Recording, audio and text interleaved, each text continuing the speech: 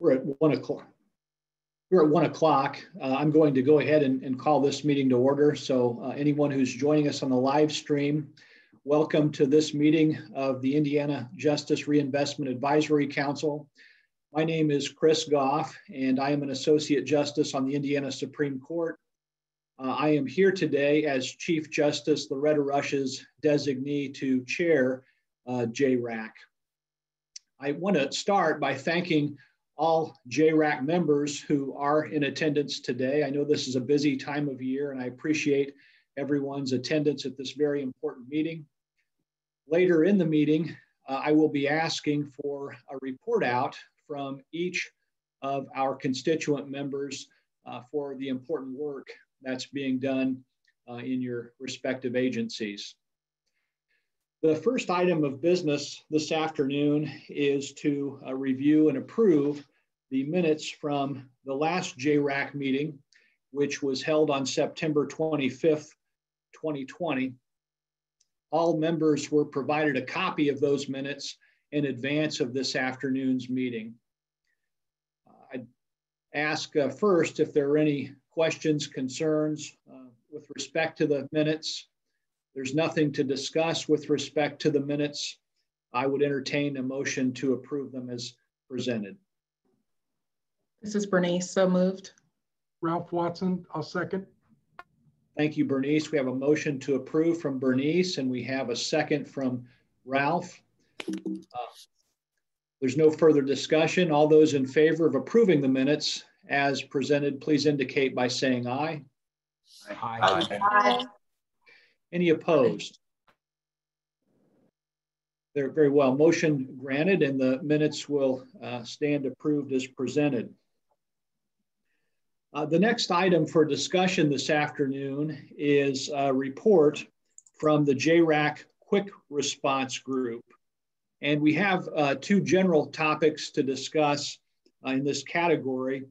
First, I'd like to call upon members of the case studies on local jail populations group to present on any work that's been done since the September 25th meeting. And I'd call on Mary Kay Hudson to start that discussion, please. Thank you, Justice Goff. I'm going to start the discussion providing a summary and overview of the work that the Quick Response Group has done relative to the jail populations.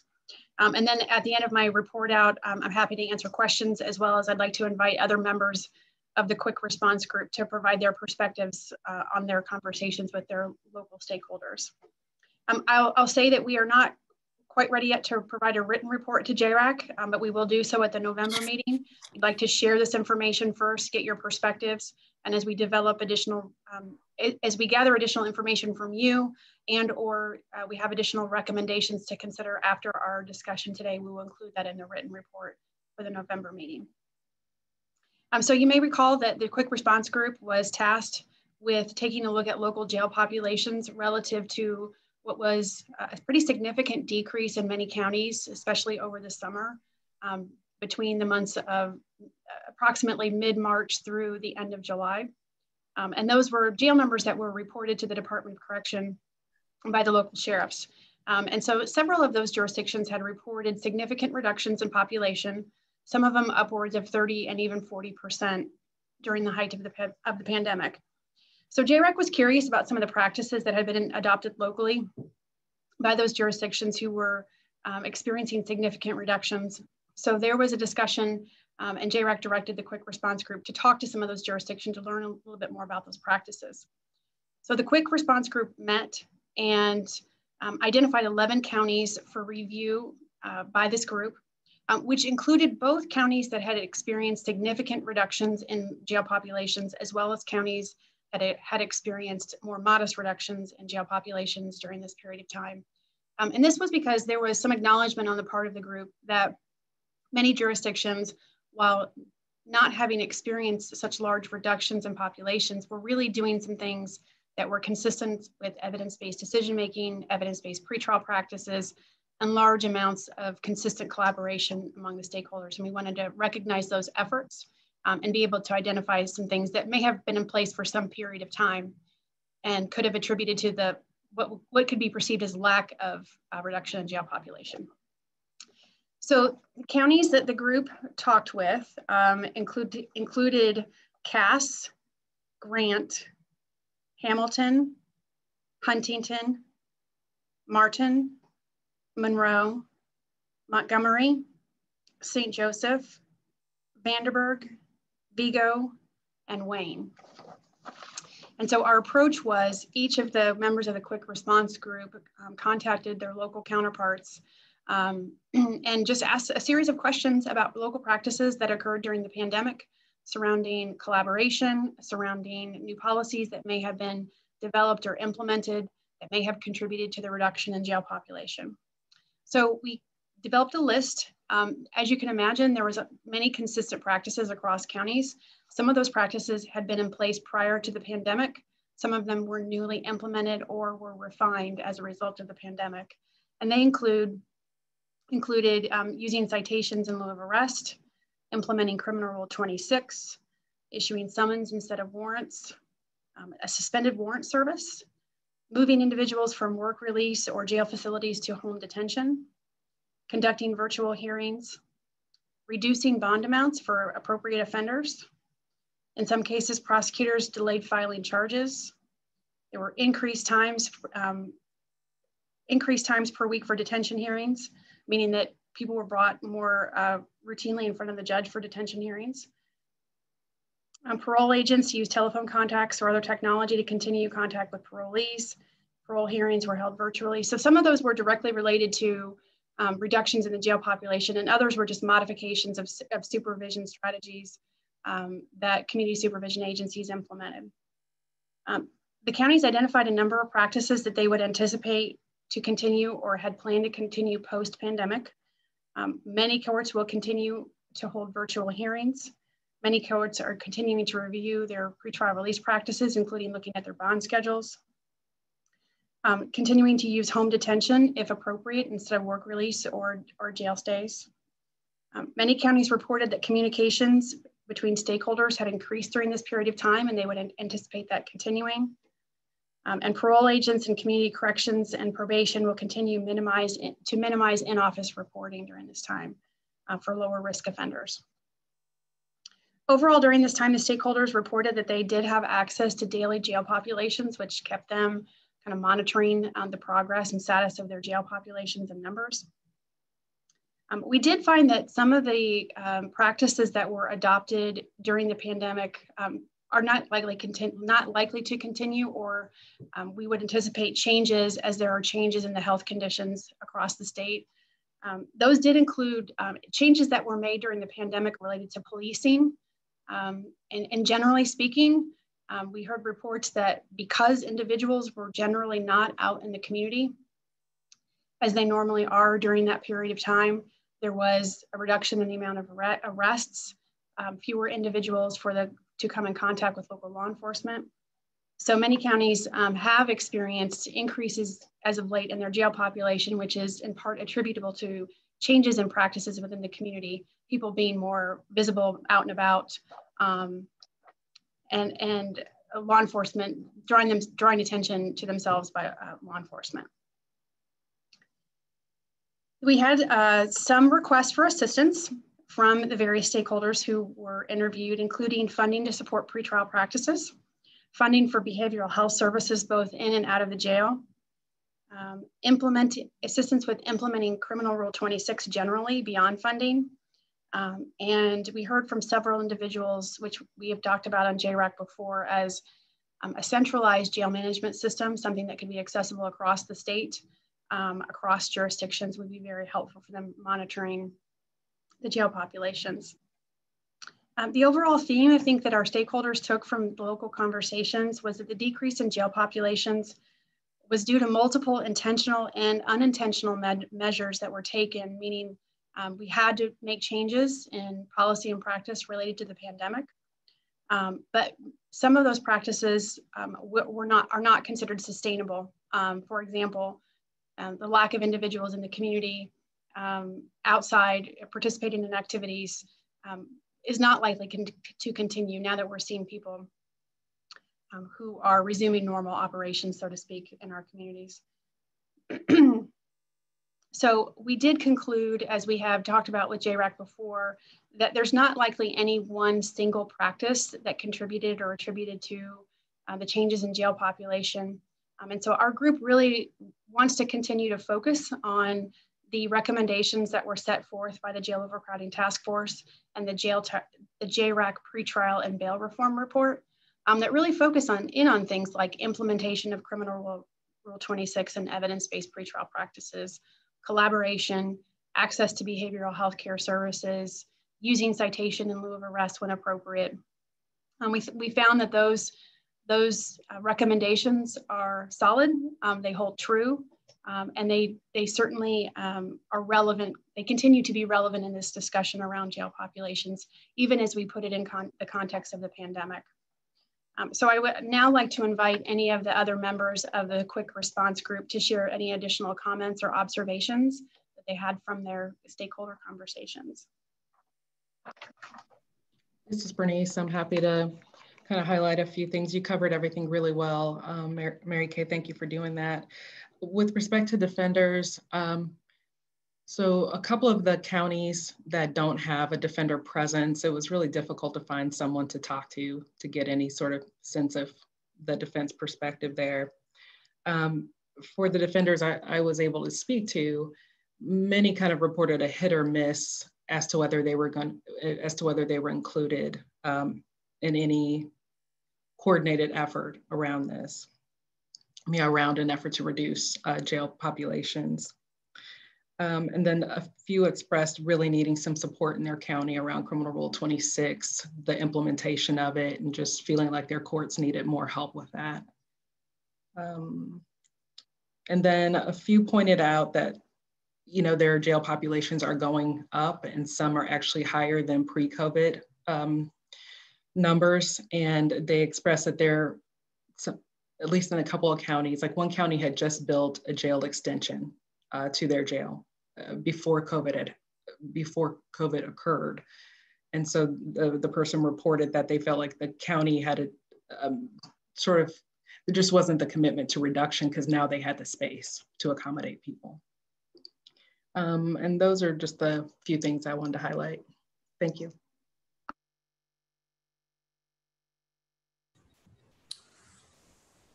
Hi, Mary Kay, it's Adam McQueen. I would just add, again, as Bernice said, great job breaking down sort of what we were able to decipher. The only thing that I would add is the sampling of counties that we were chosen were very intentional. We attempted to get a broad range of small, moderate, and large counties. What I think something that I thought about after our last conversation is, I don't know if it's the intent of this quick responses group to continue, but I am somewhat curious to know if I go back to my counterparts with these same questions, and let's say an individual reported that they believed virtual hearings would continue to be the norm. Is that holding true? So maybe something to consider moving forward with this quick responses group.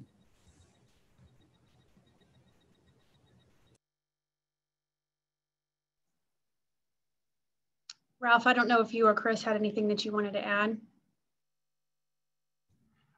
I think, Mary Kay, I think you did an excellent job of summarizing the findings that we got from all the stakeholders we talked to. And as you stressed, it's a number of things, and it's a much more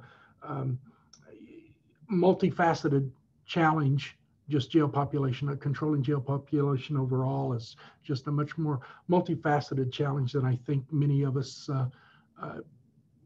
thought that might be the case.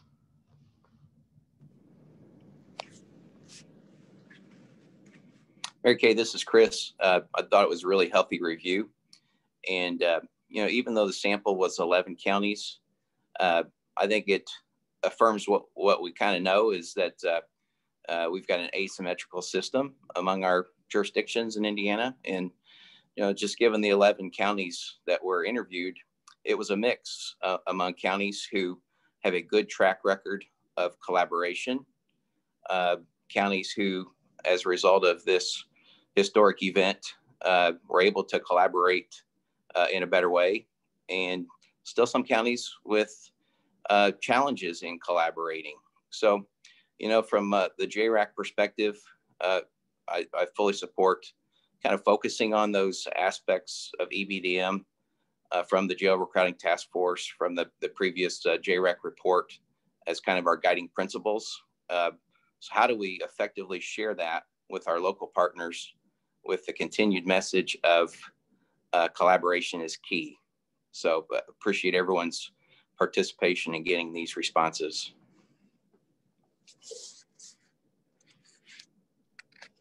Well, Mary Kay, Bernice, Chris, Adam, Ralph, and Steve, your work was really invaluable to our understanding of what went on in a phenomena that we're really still all living in real time. And so I really appreciate all of the extra efforts that you put into gathering this data and sharing it with us. So thank you very much for that excellent report out. Does anyone have any questions of Mary Kay or any of the other team members before we move on to the next agenda item? Very well. Hearing none, the next topic under the JRAC Quick Response Group is a discussion and vote on legislative proposals.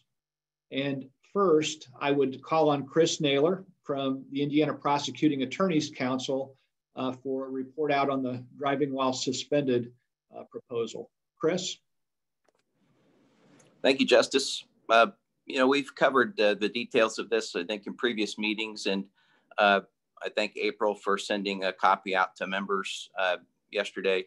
You know, this isn't necessarily an IPAC proposal. You know, there's been a groundswell of support and interest in this area among the judicial branch, the legislative branch, many members of the bar, of course, prosecutors and public defenders. So it really has been a collaborative approach over the last year. And, you know, again, just the highlights, the big goal is to reduce the number of Hoosier drivers who have their licenses suspended. In fact, the Roads and Transportation Interim Study Committee is meeting as we speak. And I think they're reviewing the proposal again. The three main tenets would be to reduce the number of suspensions when someone fails to appear in court for a traffic ticket, reduce the number of suspensions when someone fails to pay a traffic ticket, and reduce the number of suspensions when someone is driving a vehicle without insurance. I'm happy to take questions. It would, you know, there's broad support for this, and everyone who's participated has had an opportunity to provide input, and it's been adjusted, you know, every step of the way as people have had ideas. And I encourage all members, if as you look at the language, you have questions or, you know, have additional suggestions, please let me know, and we're happy to set up a meeting. Thank you, Chris. Does anyone have any questions for Chris? I think, Chris, you may have answered my question, sort of your concluding statement there, but I have some, I guess I would say, more kind of wordsmithing, statutory language issues. I fully support what you're trying to do here. I think it's excellent and much needed. But in terms of tweaking and things, rather than spending time on that here, is that something I would just send to your attention, Chris, or who should I send that to? Yes, absolutely. Just please email me. And okay. If you'd like, if we need to set a call, happy to do that too. Okay, great. Thanks. Thank you. Well, if there are no other questions, I think we're at the point where we wanted to ask for a vote in support or against the proposal. And Chris, I take it from your presentation and your solicitation of any suggestions that you're requesting for JRAC approval or JRAC support in general, subject, of course, to any minor tweaks or revisions you might make at the suggestion of the constituent members. Yeah, certainly. If that's the will of the group that the JRAC would like to show support, certainly welcome that. All right, very well. Well, I would go ahead then if there's any further discussion. I'll make a motion to do that, Karen Talion. Senator Talion, thank you. I hear a motion to indicate JRAC support for the proposal from Senator Talion. Is there a second? I'd second it, Justice Goff. Judge Spitzer, thank you. Again, if there's no other discussion, I would call for the question. All those in favor of indicating JRAC support for the driving while suspended proposal put forward, please indicate by saying aye. Aye. Aye. Are there any opposed? Justice Goff, this is Devin. Yeah. I'll need to show that I abstained from the vote. Oh, very well. Same with myself as well with SBA. Thank you. DOC also. Point of parliamentary procedure, then I go ahead and I got a little too anxious. I do that on Zoom meetings sometimes, I suppose, but we do have several executive branch members of JRAC who are unable to participate in the votes. And I say that for members of the viewing public. And I just now ask any of those members who are not allowed to participate in this type of vote, please indicate, if you would, your intent to abstain. I would abstain. Okay, thank you, Devin McDonald. Kirsten Haney, SBA to abstain. Thank you, Kirsten Haney. Jay Chaudhry, abstain as well. Thank you, Jay Chaudhry. Chris Blessinger. And thank you, Chris Blessinger. Anyone else? All right. Having taken care of that, again, call for the question. All those in favor of indicating JRAC support for the driving while suspended proposal, please indicate by saying aye.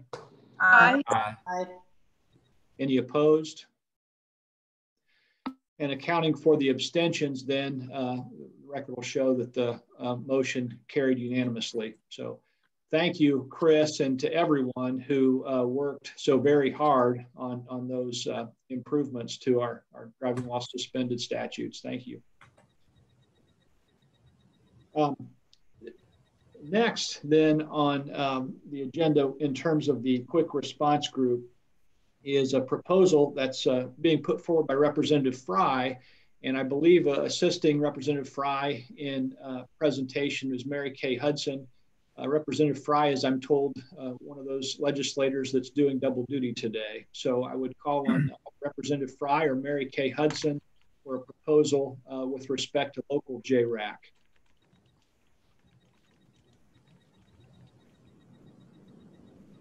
A statewide. Mary Kay, if you could go ahead, I'm still in committee. Yes, sir. Thank you. Thank you, Justice Goff. Thank you, Representative Fry. At the last JRAC meeting, we had a fairly brief discussion about a possible legislative proposal that would support local implementation and local development of evidence-based decision-making initiatives and policy teams, which is really consistent with the changes that we have made, or that the legislature made in JRAC last session. So we talked briefly about the concept of establishing and developing a local JRAC policy team, which would be an extension of the state council and would provide a mechanism for there to be really consistent and connected communication between the state JRAC council and a local JRAC council. And so at the end of the last meeting, there was discussion about drafting some language for this group to review and to consider. With the understanding that there are a lot of opportunities for feedback on this, it's going to be really necessary to get perspectives from all the stakeholder groups. But what we've put together today and what was distributed to you earlier today via email by April is some starting point language for the concept of a local JRAC council. So I just want to run through that quickly. I don't know that, given the short amount of time that members have had to review this, I don't know that we'll be able to take a vote on it today. But I would ask that we get any feedback from the group today, and sometime between now and perhaps the November meeting, we could finalize some language and continue to work with Representative Fry on the language. Representative Fry is working with legislative services to put together a preliminary draft that I believe will include the language that's in front of you today.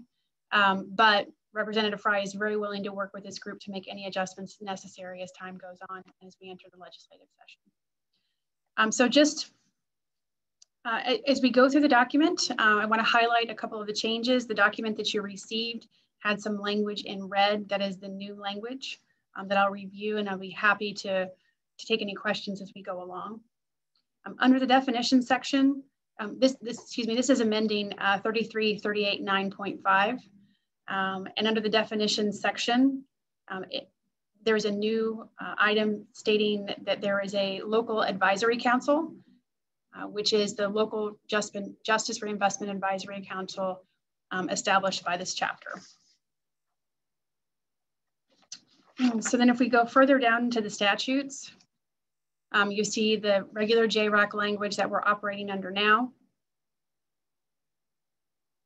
And then there would be an entirely new section establishing the local advisory council, delineating the members, establishing the chairperson position, duties, recommendations, meetings, and annual reports, and compiling information. So when we put this language together, we were really trying as best as we could to do two things: to track the state council language so that there is clear consistency in the duties and functions and responsibilities of a local council. But we also wanted to make sure that there was some flexibility on the part of the local jurisdictions to be able to use either existing groups to fill this function, or to have some flexibility in both the membership and leadership of this group. So April, if you wouldn't mind scrolling back up for just a moment. So I think one of the things that we would specifically like feedback on today is the membership. Looking at the new language under 2A, this would require each jurisdiction to establish a local advisory council, and to have a council consist of at least the following members. And what that language does by stating at least would give local jurisdictions the flexibility of adding additional members that they thought necessary, while also having a core group of individuals that we think are probably key to the success of an initiative like this at the local level. So when we're looking at defense representation, of course, the elected prosecuting attorney or designee, community mental health center, sheriffs, community corrections, a judge exercising criminal jurisdiction, president of the county executive body, chief probation officer, et cetera.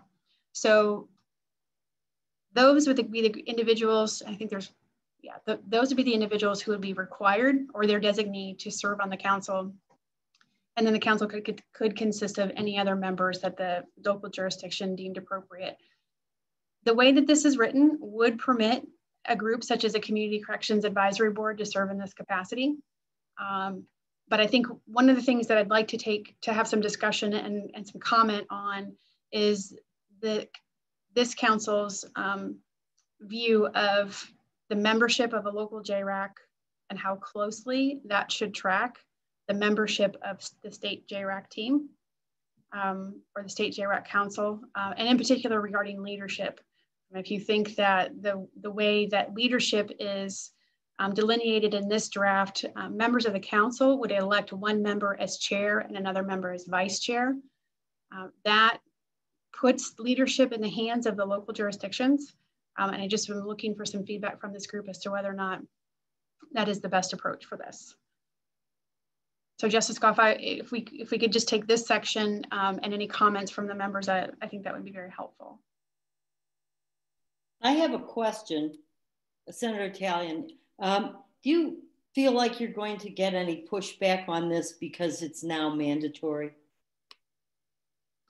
I do think there will be some concerns about implementation. And I think that there's, I would say, two things that we want to be aware of in anticipation of that. One is, to the extent that we have jurisdictions who already have a body who is functioning in a similar capacity, maybe not exactly performing the functions that we would propose here in this bill, but they're doing lots of progressive things. They're very involved in criminal justice reform, or they're already involved in the evidence-based decision-making initiative. And an example of that is Grant County and Judge Spitzer's group, for example.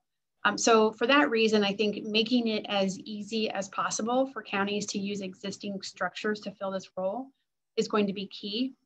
And then I think, and so that's for jurisdictions who already have things in place that are working well. And then to the extent that we have counties who would be wary of this or who would have some concerns about this because they feel like they would need some support and assistance, I think this group, JRAC in particular, and perhaps our office to the extent that we can, needs to be able to provide them some support in training and technical assistance, and perhaps even facilitation to help them move this along. These are very difficult to establish. They're challenging, they're time consuming, and we have counties who do really well with communication and collaboration. But under this proposal, it would take things to a whole new level, and we really need to be able to provide them support for that. So Senator Talion, that's where I see that there may be some pushback from locals. Yeah, I just want to say, I don't have a problem with it. Mm-hmm. I just am anticipating there might be a few objections. And I want to make sure we know how to respond to that. Mary Kay, and I think the way this is drafted, Bernice, I think the way this is drafted makes a lot of sense, and I like it. And I like that there's flexibility for the locals to add, you know, someone from their community that they feel would enhance things. I will say, as I read it though, this could be a good opportunity to share the importance of governmental accountability to their community, to their locale, and I think that's true at the state level too. That we all have people we need to be accountable to our citizens. And I feel like there should be at least a statement of including, like maybe like an advocacy group is not the right term, but I'm thinking someone with lived experience or an advocacy group that pays attention to criminal justice issues, like a community group, to be able to participate in the body, the local advisory council. So I'm just throwing that out there for food for thought. It might be difficult. I'm sure there are a lot of counties that might not even have a body that would fit that description. So I'm certainly not recommending that be a required seat to be filled. But I wonder if there will be an opportunity somewhere to kind of say that as a policy, it is good to include or offer opportunity for people who have lived experience, who somehow and engaged with the system to be able to talk to this body to raise concerns or share concerns.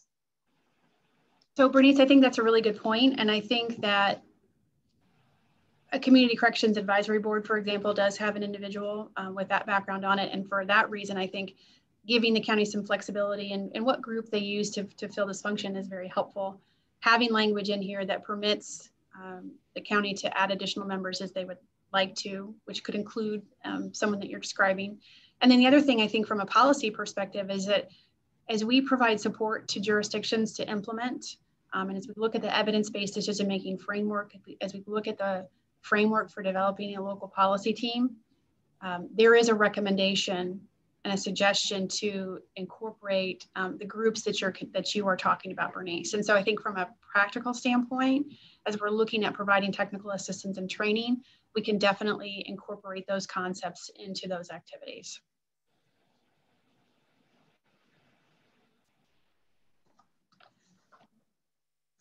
So if there aren't any other questions or comments about the membership, I think if we just scroll down a little bit further down into the document where there is 2 additional sections around the duties and the purpose of the council.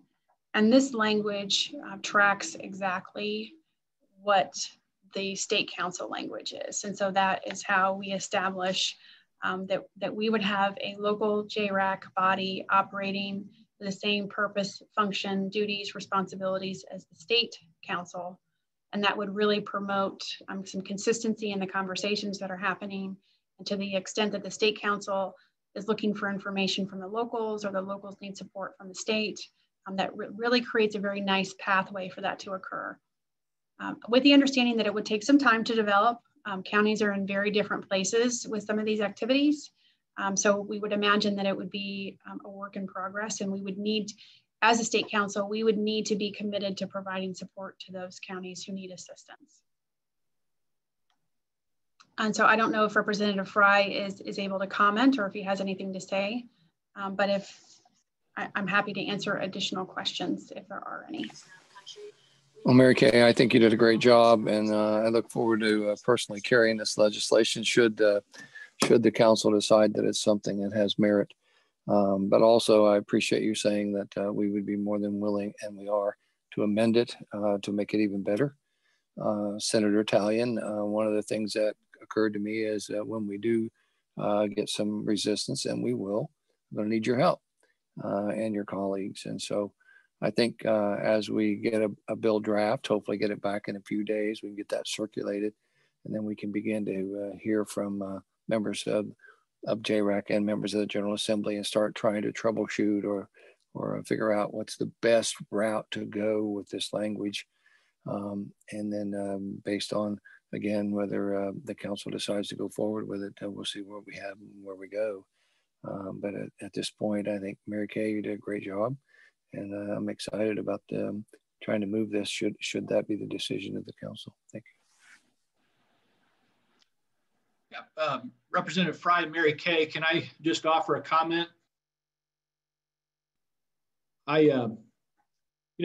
Since I joined the court a little over 3 years ago, one of the challenges that I've seen as I've attended so many of these statewide meetings really, I think, came to a head over the past several months when we were dealing with the pandemic. And there's just a necessary but really important feature of our state government is that there's such divided control.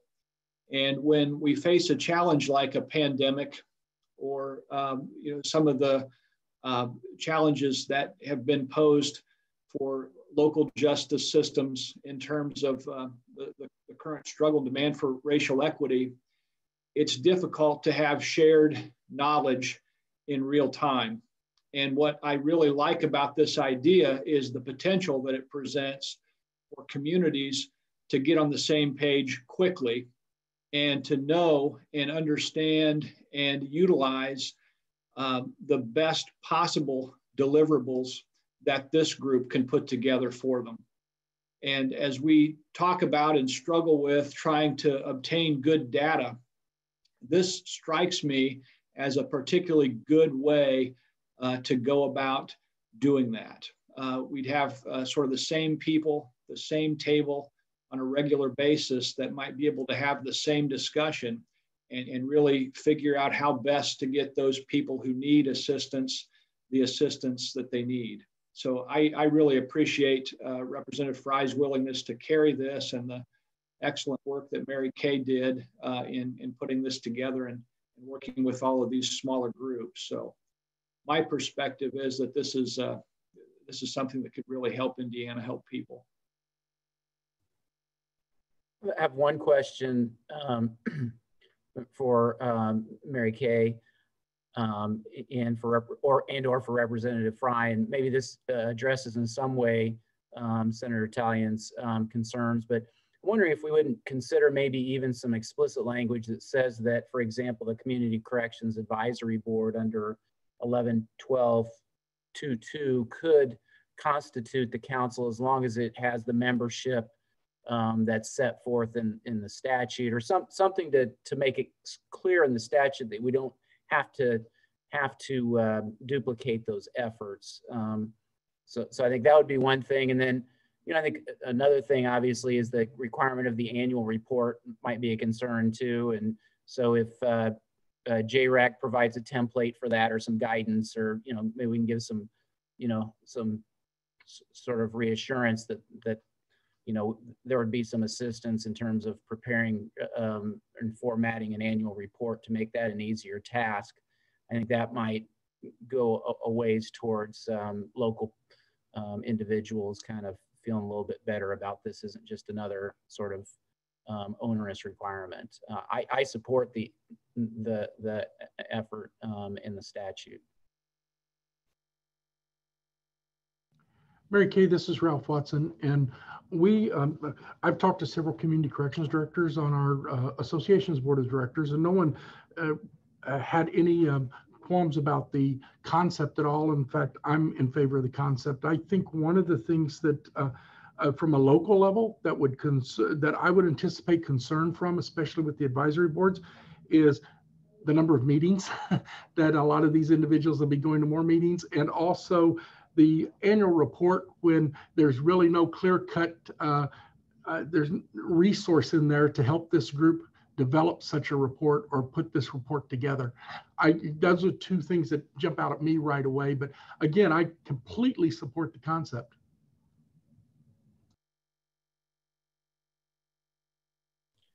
Well, I think when we I'm sorry, Mary Kay, but just building on maybe a clarification that you could meet as both the Community Corrections Advisory Board and as the local council in the same meeting. You know, maybe that would allay those concerns. I mean, I think it is a very important point that JRAC as a body, and then even our individual agencies that make up the membership of JRAC, would need to have some level of commitment to providing the support required for this. I mean, this is a huge undertaking under the best of circumstances for jurisdictions. And I think we would need to be prepared to look within our own agencies to see where we may be able to provide support, for the Office of Judicial Administration, for example. I know we would be willing to do that. And then to the degree that we may be able to seek outside resources, whether that's technical assistance or even funding from the General Assembly in this coming budget year or future budget cycles, I think that's a really critical part of this. This will not work if we don't have the commitment from JRAC to help the locals succeed. And if this bill is filed, and if this bill does pass, I think the work of JRAC will include a plan that we can provide to the local jurisdictions to show them, one, our commitment to support them in this, and some concrete steps that we will take to either enhance things that they're already doing or to help them develop a local council in this way.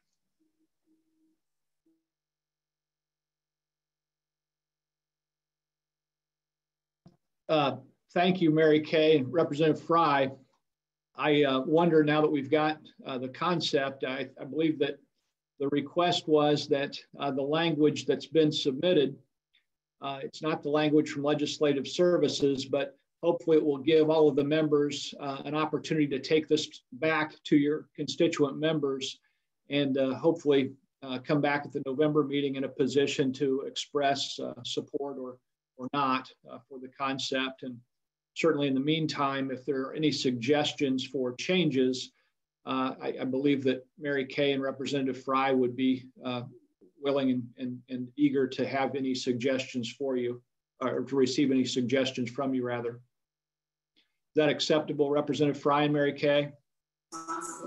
Absolutely, Justice Goff. I look forward to working with all the members of JRAC to try to make it a better proposal. And I'm excited as we move forward. Thank you so much for the time. And I'm going to be dropping off shortly. All right. Thank you, sir. Well, very well. I know we have a busy agenda, so I want to go ahead, if we could, and move on then to the last meeting in our or the last item in our category, rather, and that is the proposed amendment to Indiana Code 3533838. And for this item, I would ask for comments or report outs, first from Senator Talion, and then also from Bernice and Chris. Senator? Yes, thank you. And I'm sorry we got this late from LSA and I didn't get it out to you until last night. But Chris and Bernice and I have been trying to come to some sort of agreement on how we get people to not have to post bail at all. And so we had two parts that had been in my original bill. One of them is to allow officers to issue summons instead of making an arrest. And the comments that I got back from Chris and from other people is that maybe that's not necessary. Maybe they already do that and they can do that. So in the interest of coming to an agreement, I took that out. So the only part that is left in this proposed agreement, or in this proposed language, is to say that basically the court shall consider releasing the person, and I can't control the screen, so you might have to scroll up a little bit, April. Yeah. And that they're not required to do that assessment, but if the and there are certain places where they're not allowed to do this, but we couldn't get the presumptive release language, just did not fly with the prosecutors. And so what we wrote is the court shall release without money bail unless the court finds by a preponderance that requiring money is necessary to either ensure the appearance or to protect to protect the public. So this is what we proposed. Hear Bernice and Chris's comments on this with the group. I'm not sure that we have agreement from the prosecutors on this language, but I'd love to hear what Chris has to say.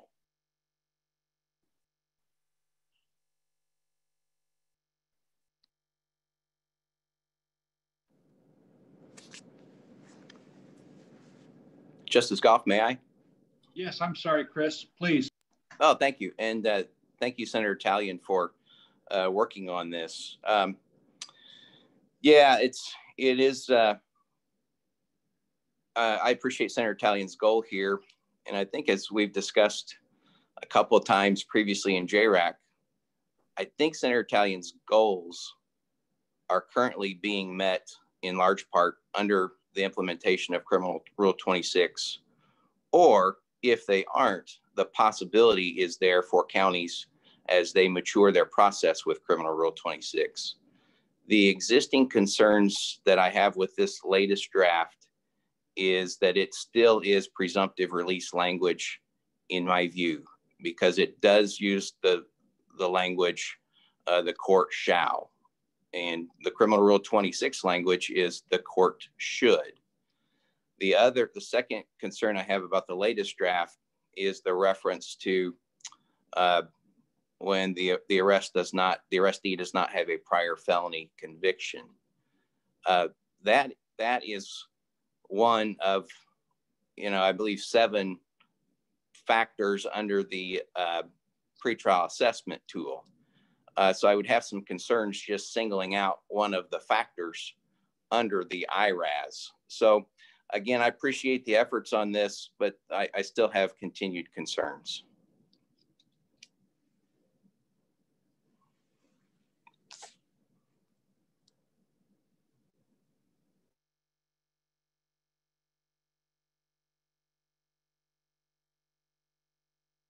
I'm sorry, I may have been muted. I understand the position you expressed, Chris. Bernice, is there anything that you'd like to add to the discussion? No, thank you.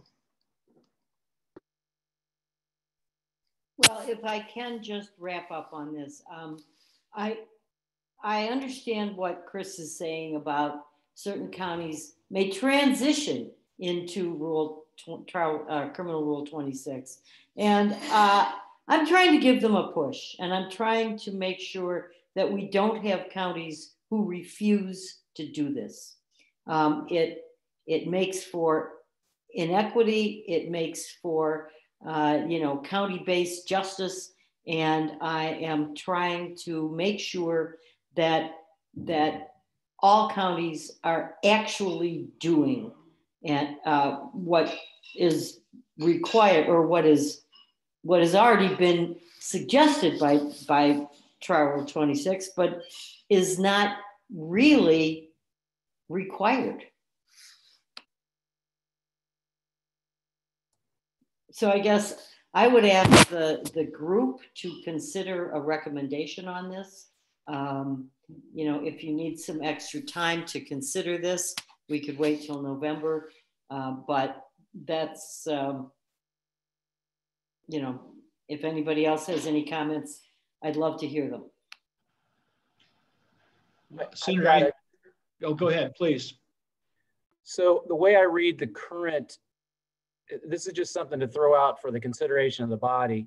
So the way that most bail is set throughout Indiana for misdemeanors, usually they're warrantless arrests, they're brought to the jail, and there's a bond schedule or a bail schedule in most counties, and it will go by the level of misdemeanor, typically, sometimes by the specific charge. So obviously there's no determination made by the court when a general bail schedule by a preponderance of the evidence that it's reasonably necessary to ensure the appearance. That determination does not occur until perhaps the initial hearing. So I'm wondering, this kind of sounds like it's invalidating all of the bail schedules in Indiana to the extent that it that the bail schedule set some type of a cash bail for misdemeanors. And I hesitate to vote for that, given that my constituency is the Judges Association, and the bail schedules are typically set by judges. But I think that would be the effect of the legislation. I understand where Senator Talion is coming from, and I support the effort. I can't sit here and say I've got an alternative to suggest, but I'm concerned about this language. All right, if I can respond to that, Justice Goff, I think that it doesn't necessarily invalidate bail schedules, because I think that what we're trying to do is to release people without bail, right? We're trying to get people out of jails, release them without bail. And in that sense, I'm not sure that Trial Rule 26 doesn't do exactly what you said. But if the court determines that someone actually needs to post bail for one reason or another, your bail schedule is there to determine what that bail amount should be. But we're trying to get own recognizance. I mean, we're trying to get people out without posting bail. And so I'm not sure what this does that Trial Rule 26 doesn't already do.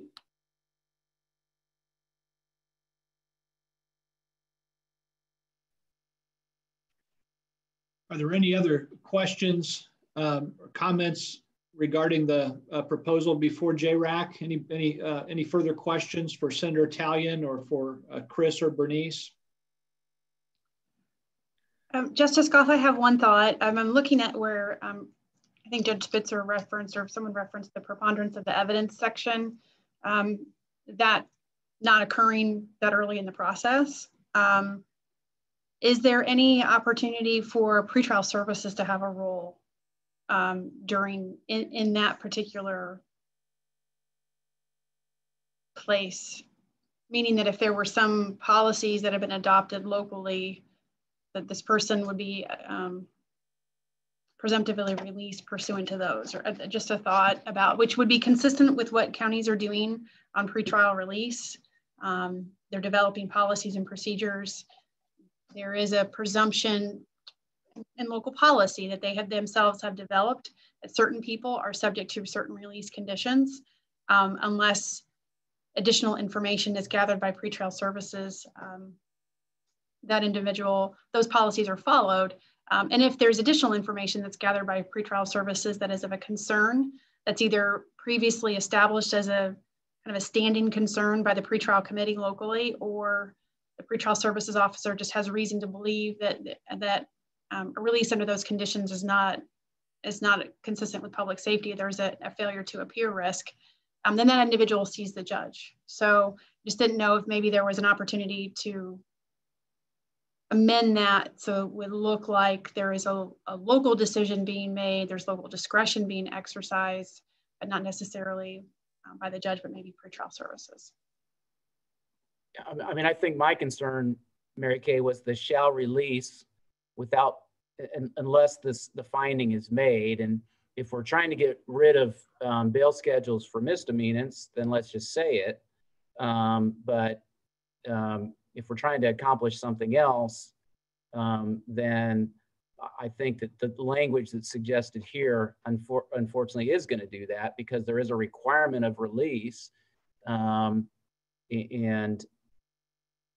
you know, I don't know that under this language how you get around having a bail schedule, or how you get around this when you do have a bail schedule. I think you would be required to release unless that finding has been made. So, I mean, I guess that's my concern. Again, you know, I support that we definitely need to get away from you know, everybody using bail schedules or cash bond, and B, holding misdemeanors on cash bonds. But I guess we need to, you know, if we should do it, you know, if we're going to do it without having a bail schedule or saying we can't use a bail schedule, let's do that overtly rather than covertly.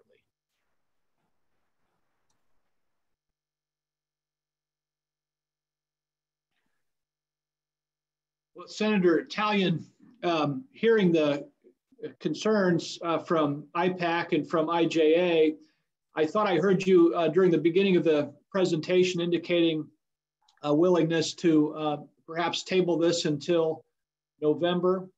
I don't know whether or not the suggestions that Mary Kay and Judge Spitzer just indicated, if accepted, would allow Chris to support this or not.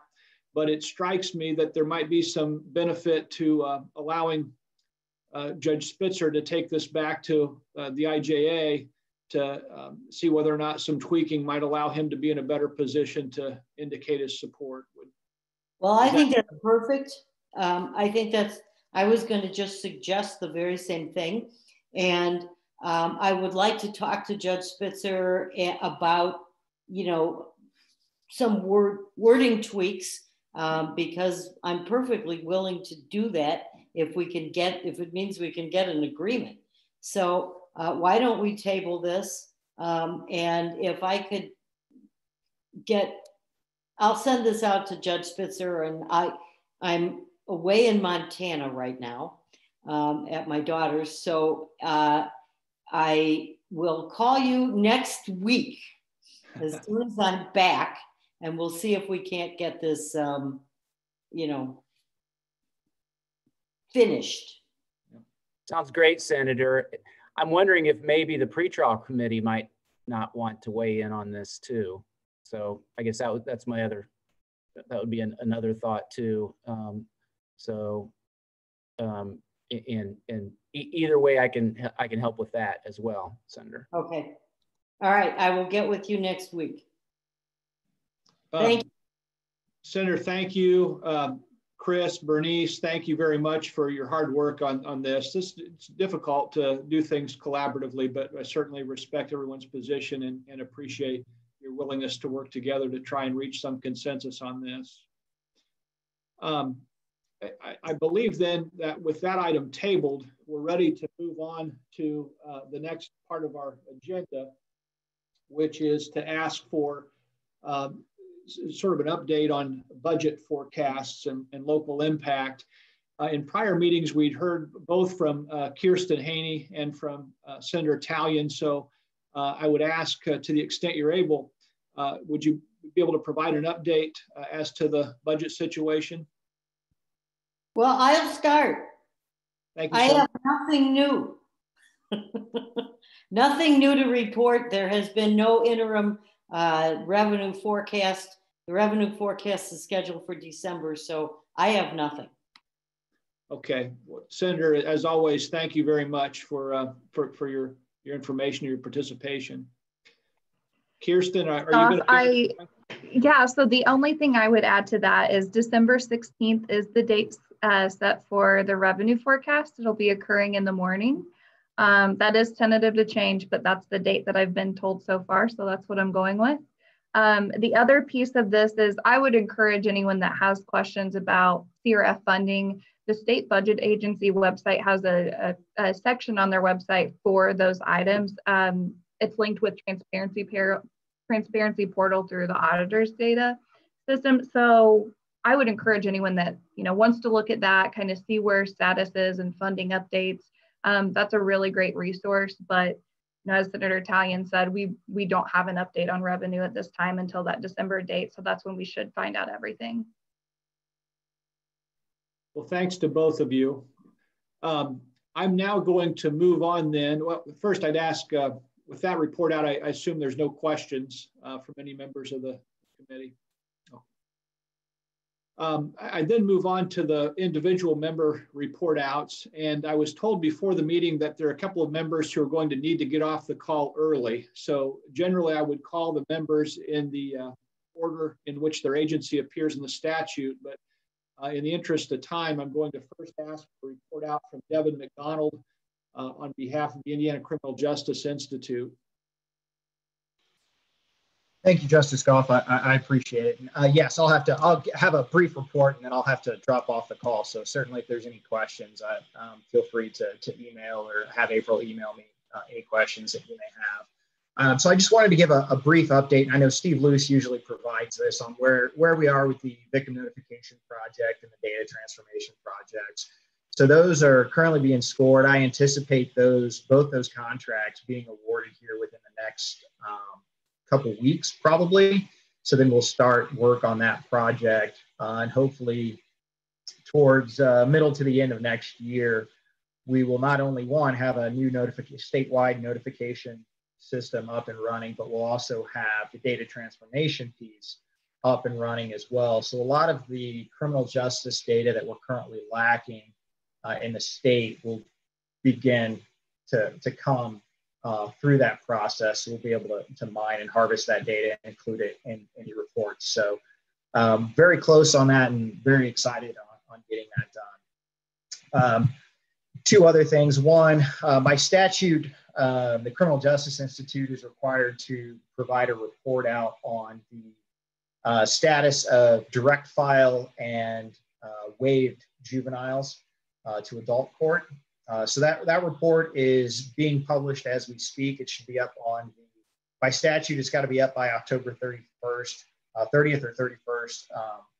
So it'll be up on the General Assembly's website for viewing within the next day or so. We'll have it on our website, but if anybody on this call wants a copy of the report, I can provide the link to that as well.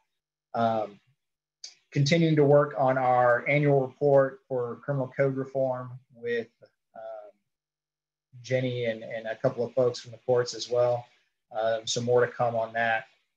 And then finally, one of the last pieces that I've been dealing with or been working with Senator Cook on, was the requirement of report out for individuals released on either no bail, no bond, for ROR, or on $1,000 or less, and then subsequently rearrested. So I had a very productive conversation with him a couple weeks ago and kind of highlighted some of the difficulties that we have in gathering that data, and he's very receptive to it. So we will have a preliminary report from a few counties when that's due, but it certainly won't be the robust report that I think he was hoping for. That being said, as we get this data transformation project put together, I think that will help alleviate a lot of the concerns with that. One of the main issues is because of the differentiation in county by county and the JMS solutions that they have.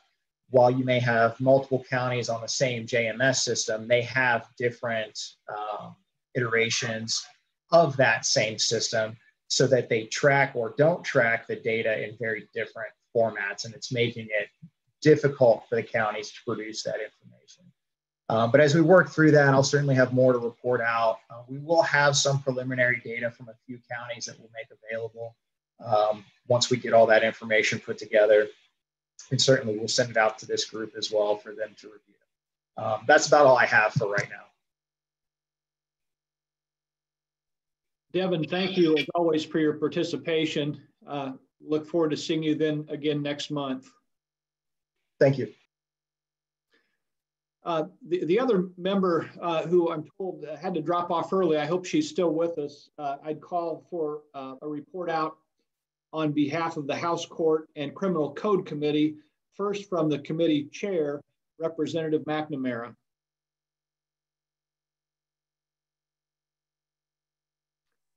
Representative McNamara, are you still with us, ma'am?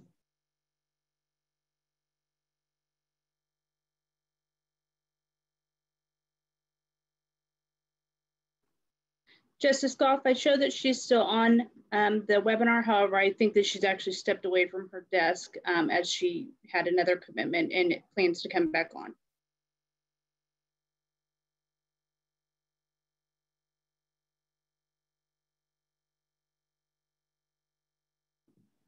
Justice, you're muted. I'm really having a challenge today. Thank you. I see that Representative Hatcher was also on, and I wonder if I might ask for a report out from Representative Hatcher, who is the ranking minority member on the committee. Yes, and thank you. And I'm so glad to be here. And I heard everybody's report out regarding all the things that the commission is currently working on. I would like to have a copy of the report of the movement from the juveniles being waived to adult court. That has become a real issue and something that I think that I'm going to be working very hard on in the upcoming session to try to reduce or increase the age of not only the waiver, but to maybe bring some science into the conversation regarding the ability of juveniles to actually have the capacity to be in adult court. So I don't have a real report today, Justice Goff, and but I'm just happy to be on the call, and I would love to see a copy of that report. Thank you. Thank you. We're glad you're with us today, Representative Hatcher. It's good to see you. I'm now going to hop back into the regular order. And April, if you hear from Representative McNamara, she jumps back on and needs to go out of order, we want to make sure we hear from her. So if you just please let me know. So I next call out then for a report out from Bernice Corley on behalf of the Public Defender Council. Thank you, Justice Goff, and it's great to see everyone's face and to participate in today's meeting. I don't have a report per se, but I did want to use this opportunity just to highlight something I know we've talked about before, but in recent national news, we saw a man that had mental health illness shot and killed by the police. I'm referring to the killing of Mr. Wallace in Philadelphia. By reports that I've read, his mom called for assistance because he was having some sort of mental health crisis.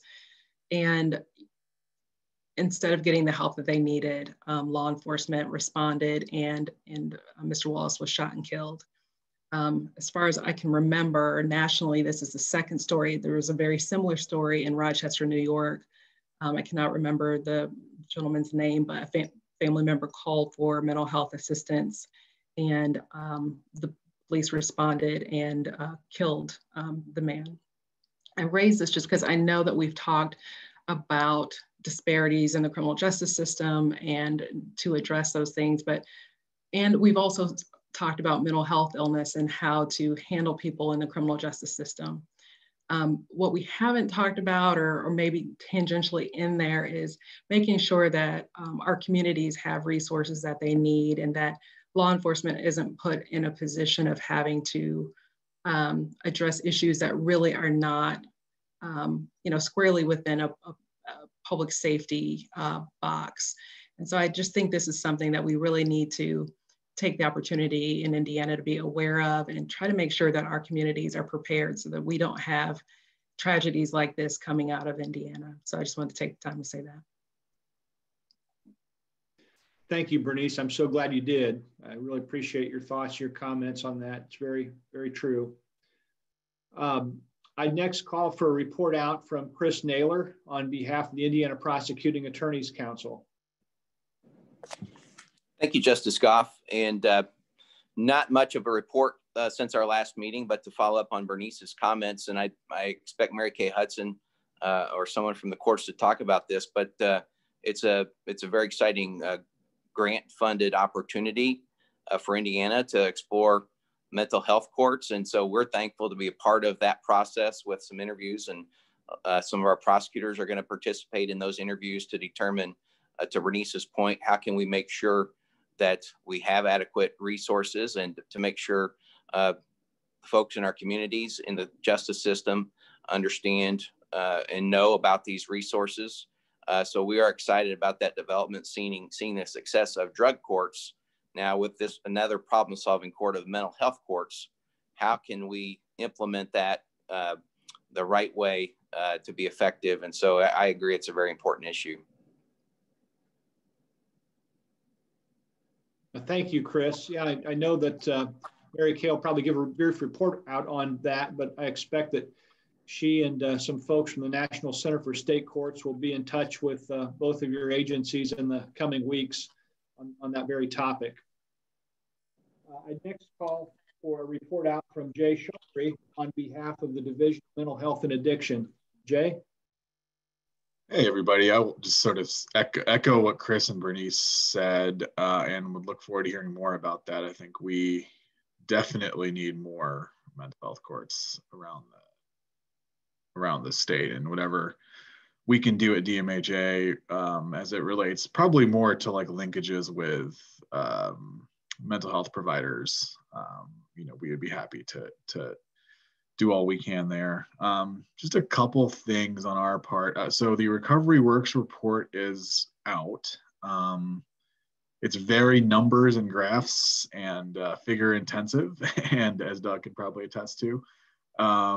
So we're working on constructing kind of a more easily digestible narrative summary of it. We're not quite ready for that yet, but so probably going to request to get on a future agenda to go over that in some detail. But you know what I can say is that kind of across the board, we're seeing increased decreased recidivism as a result of participation in the Recovery Works program, or Recovery Works funded programs, which you know was the intent of the legislation, the intent of the program. So you know, we're all happy to see that.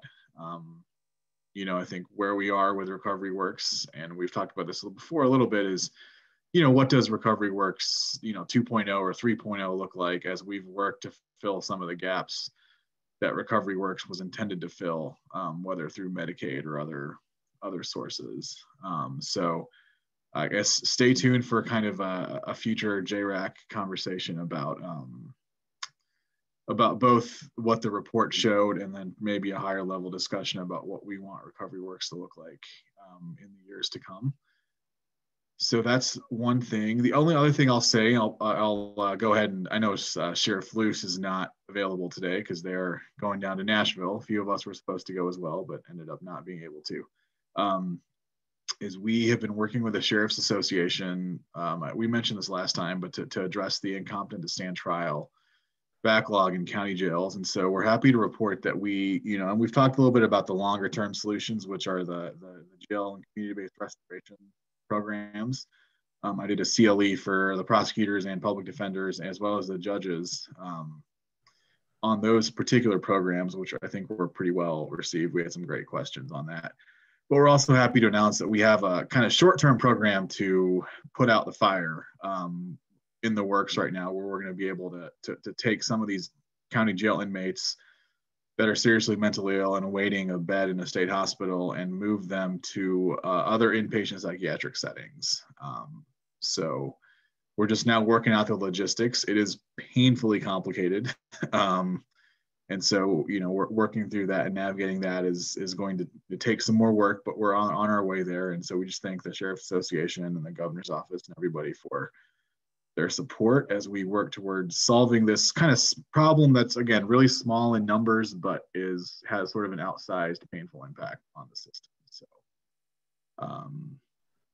Other than that, I would say I just wanted to mention that we are participating in the Court Services sequential intercept mapping program that's coming up, our project that's coming up, and look forward to that. And I'm sure Mary Kay will hit on that a little bit. Yeah, thank you very much, Jay, for your report out. Thank you for your participation today. I would ordinarily, as Jay indicated, call for a report out from the Indiana Sheriff's Association. However, Representative Luce and Sheriff Reynolds are unable to attend today because they are touring a facility in Nashville that is dealing with some of these very pertinent issues and have developed some promising practices. So hopefully we'll hear from them in the near future about what they learned. So I would next call for a report out from Christine Blessinger as proxy for Commissioner Rob Carter and on behalf of the Indiana Department of Corrections. Chris? Okay, thank you, Justice Goff.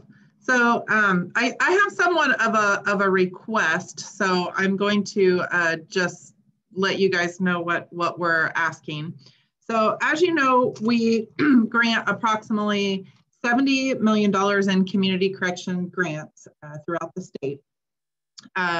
The current codes for community corrections are just, quite frankly, they're old and kind of patchwork. We've made some changes in the past and then not made all changes. Some are as old as from, I think, 1991. So our goal now, our goal is to have collaboration and have JRAC collaborate and assist in helping us make some recommendations for changes to some of these codes. You know, for example, funding processes and any recommendations on any different, future code language. We thought that this would be a great opportunity right now to have JRAC work together and all of us work as a team to make some of these changes. We also thought it would fit right into what we talked about earlier with the local JRAC policy teams. We just think this is time to clean this language up and collaborate with the group. So, and as you know, it takes legislative action to formally ask to study and to just look at language and make recommendations for changes. So that's basically what we're asking, is to formally study community corrections and make some recommendations for changes to that language. Chris, I apologize because this discussion started late yesterday and we had intended to add you onto the agenda at a little bit earlier point. And it's my fault. I neglected to pause and allow you to speak up then. But not a problem. Not a problem. I thank you for your request. And I just indicate, as Chris's request, as I understand it, is that with respect to some of the changes that the DOC may make to state statutes, they'd really like to have JRAC to weigh in on it. Yep. And they'd also like any forthcoming legislation to perhaps be considered, or the ability to consider at a future point to be included in the legislation that Representative Fry indicated he would like to carry. So with that in mind, are there any objections from any members to proceeding in that fashion? Are there any questions then for Chris before we move on?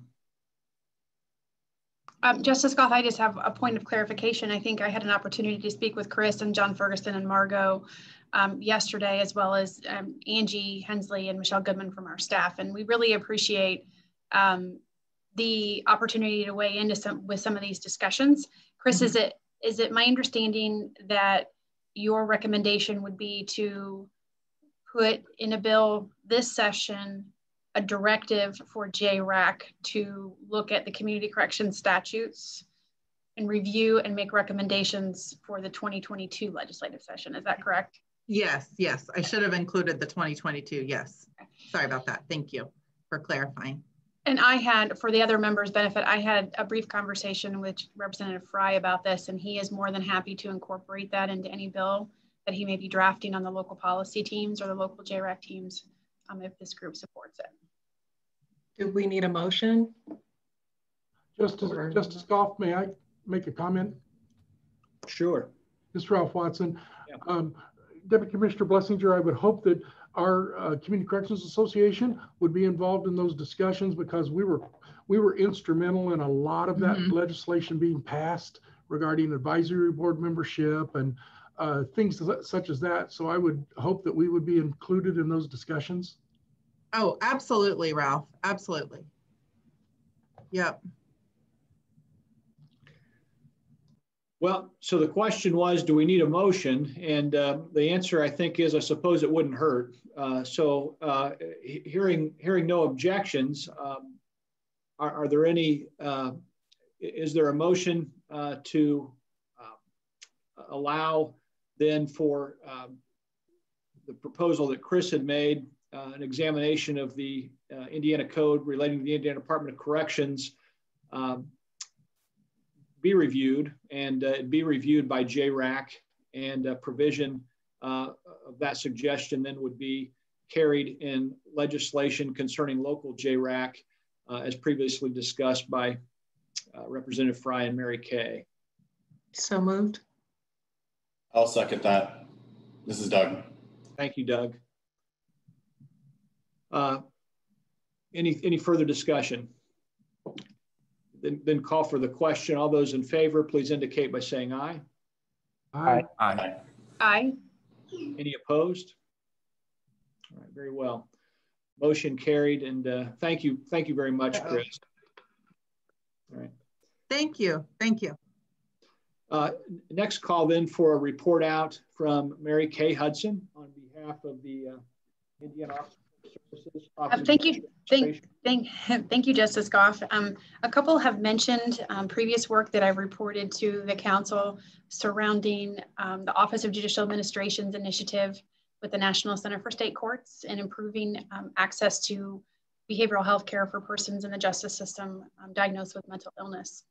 And so I think I've mentioned before that in addition to Justice Goff and Justin Faulkner and myself from the Office of Judicial Administration, we've had Doug Hunsinger and Senator Sandlin and Sheriff Clark join us, and Jay Chaudhry in this endeavor in looking at how we can map our system from a behavioral health perspective, both looking at resources that are available and looking at opportunities and challenges that we're facing as a state and how that impacts our local jurisdictions and access to care. So we are starting a project where we're going to be looking at the entire system, focusing both at the local level as well as the state level. And to accomplish that, we are conducting a series of interviews. The individuals who are conducting the interviews are me and Rick Schwimmer, who is a former state court administrator for the state of Utah, but he also has a background in providing legal assistance to persons with behavioral health issues. So he works with the National Center for State Courts on many of their mental health initiatives. And he and I are conducting interviews with the constituents groups, many of which are represented here on JRAC. We had our first interview with Chris Naylor and Dan Miller from IPAC last week. And they set us up with some follow-up interviews with some local prosecuting attorneys to talk about the prosecutor's perspective on what we need to improve behavioral health services to justice-involved individuals. We're also have interviews scheduled with the sheriffs on Friday. And I think it was mentioned previously, Steve Luce and I think Sheriff Clark perhaps and Sheriff Reynolds are down in Nashville, Tennessee, looking at their behavioral health unit. So we're hopeful that we're going to have really great information from the sheriffs to incorporate into our assessment and recommendations on services for Indiana's population. We also have interviews scheduled with community corrections and probation, and thanks to Adam and Ralph for helping us with that. We have some a meeting scheduled with judicial officers, and Judge Spitzer is helping us with that. Jay has helped coordinate meetings with some community mental health centers. Those are also scheduled in the next week or two. We've got some meetings scheduled up with Department of Correction and Parole Services, and we're working on scheduling meetings with Bernice and some of the public defenders. Dave Bodorf is going to help us schedule meetings with county commissioners or other county executives and councils on the impact of behavioral health services, in particular on jail and local funding. And then we are going to be reaching out to Senator Sandlin to help us schedule some meetings with legislators who are interested in this topic. So from there, we are going to be putting together a report of findings and recommendations for this group to consider. I know that Representative McNamara's Committee of Corrections and Criminal Code was also interested in this. So to the extent that there are any kind of immediate legislative matters that arise from our interviews, I think we can communicate those to this group and to Representative McNamara. I would anticipate that we'll have a report for the group probably by the end of the year would be my guess. At least, maybe not a final report, but at least some findings and recommendations for JRAC to consider. And I'm happy to answer any other questions about that.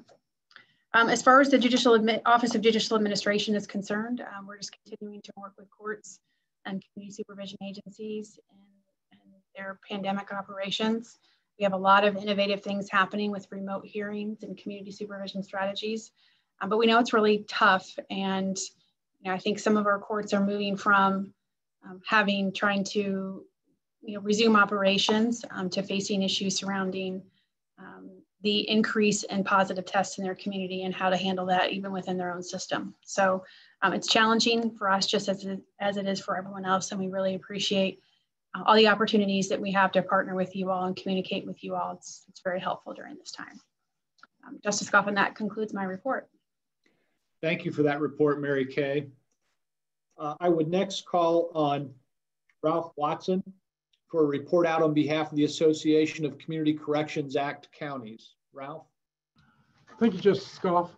The Department of Corrections just notified the the community corrections agencies around the state of the notification of grant awards with the expectation that those counties have their budget revisions submitted by October 23rd. And I think all that was done, Chris. I hope everybody got their stuff into you in a timely manner. And so we're currently awaiting the formal contract from the Department of Corrections and the state administration so that we can get local approval. I know that everyone is working diligently on this because of the turnaround on trying to get this money out to individuals in January when they'll be needing it. I will note that in November, our association is planning for several video-based trainings that'll be followed by virtual Q&A sessions. These are hopeful, they will be an attempt to provide some alternative to our canceled annual training institute that we normally have in November. It's been very challenging for us to put something together in such a short period of time. That's about all I have with the community corrections update. Again, Chris, we'll look forward to talking to you about the code update. Great. Thank you for that report, Ralph. I next call for a report out from Adam McQueen on behalf of the Probation Officers Professional Association of Indiana. Adam? Thank you, Justice Goff. I appreciate that. I don't have any formal report out for this council today, but I will add that I had the chance to look through the materials provided from the Marion County Reentry Coalition, and I'm looking forward to hearing from those folks today. Thank you. They do make a good presentation. I next call in for a report out from Kirsten Haney on behalf of the State Budget Office. Thanks, Justice Goff. No additional updates on my end from what I mentioned earlier about revenue forecast. State Budget Agency has met with just about every, I believe, agency to go over their fiscal year 22 and 23 budgets. So now we're in the process of just reviewing those and continuing to ask lots of questions, and then just pending that revenue forecast to see how we move forward. But that's the only update on my end. Thanks. Thank you, Kirsten. I would next then ask for a report out from April Traina on behalf of the Association of Indiana Counties. April? Thank you, Justice Goff. I am filling in for David Bodorf at the Association of Indiana Counties. He apologizes for not being able to attend today. We continue to work with the Indiana Finance Authority on getting public safety salaries reimbursed for those counties who have not yet filed yet. So that's been our focus, and David will be able to join in in the next meeting in November. Thank you, April. Thank you. Next call for a report out from Judge Mark Spitzer on behalf of the Indiana Judges Association. Thank you, Justice Goff. We have not met since our last meeting, so nothing new to report. Thank you, Judge. Next call for a report out from Mark Rutherford on behalf of the Indiana Public Defender Commission. Thank you, Justice Goff. I'd like pleased to report in fact, the commission is very pleased with the Interim Study Committee on Corrections and Criminal Code, who's just recently recommended, quote, that funding be increased for the provision of pretrial services and mental health and addiction services for criminal justice involved persons, including but not limited to the Public Defense Fund, end quote. So we're grateful for Representative McNamara, who chaired the committee, for having it brought before the committee.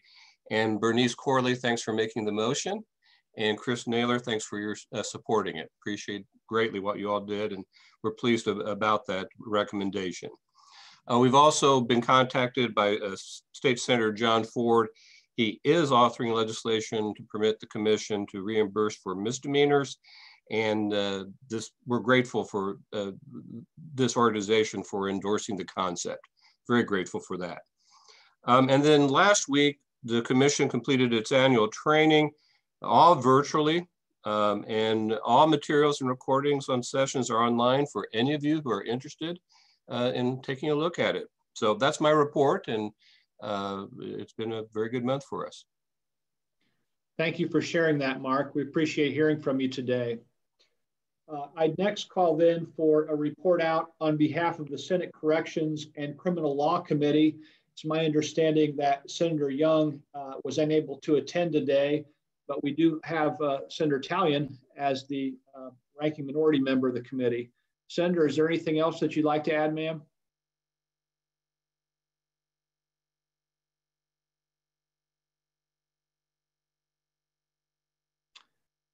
We may have lost Senator Talion.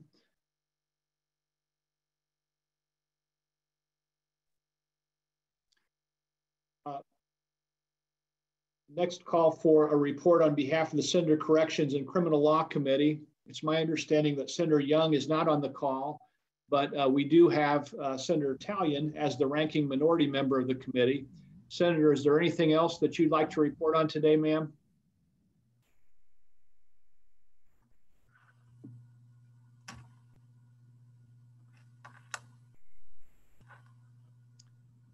Right, not hearing anything from Senator Talion. She may have dropped off.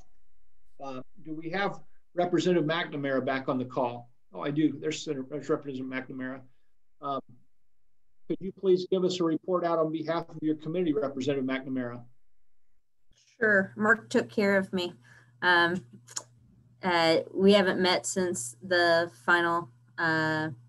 last meeting, but thank you to Mark Rutherford for providing the recommendation verbatim that came out of the committee. And I will be doing some legislation on funding for the Mental Health and Addiction Treatment Center in Evansville that came out of the committee. So that's about it. Everything else was covered. Representative McNamara, thank you for joining us today. I know you had a very busy schedule, so I'm glad we were able to hear from you. You're welcome. And then finally, I'd ask for a report out from Doug Hunsinger on behalf of Governor Holcomb's office. Doug? Well, thank you to Justice Goff. And I should have mentioned this when I made the motion earlier, but on behalf of those of us on the call that were involved in the jail overcrowding task force, I will respectfully ask that we not use that language as a model for how the timeline in which we would go about, working on the community corrections piece. I'd also ask that maybe before the legislation is finalized, we begin working on the community corrections piece. I think when it comes to writing that report, nobody likes to be locked in a conference room a couple days before Christmas, trying to get the language finalized. So trying to turn things around in a year can be a little difficult, but I'm excited we're going to tackle that. Our next commission to combat drug abuse is November 12th. And as Jay said, we'll hear Recovery Works evaluation at that point.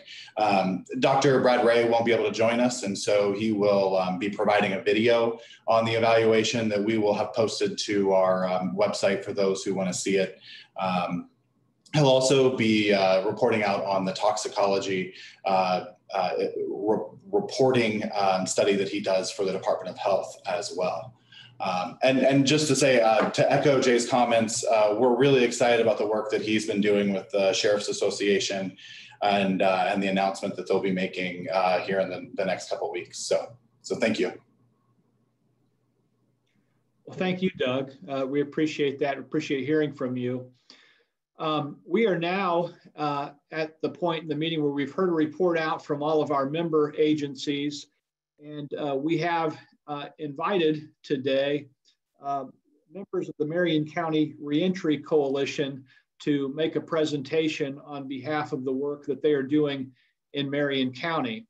And so on behalf of the coalition, we are going to hear from Rhiannon Edwards and Lena Hackett.